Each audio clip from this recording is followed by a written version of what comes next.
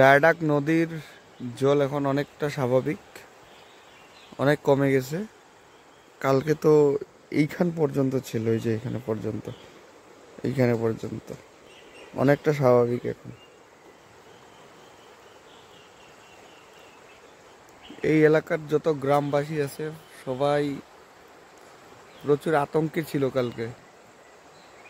যে পরিমাণে রূপ ধারণ করেছিল এই নদী, আর দেখো কত বড় বড় কাঠ অলরেডি ভেসে এসেছে।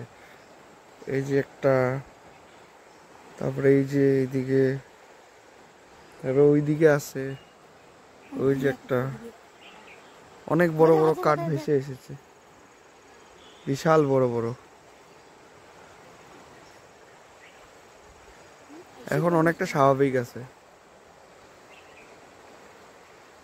আর এইদিকে ভুটান, এই ভুটান থেকেই জলটা এসেছিল।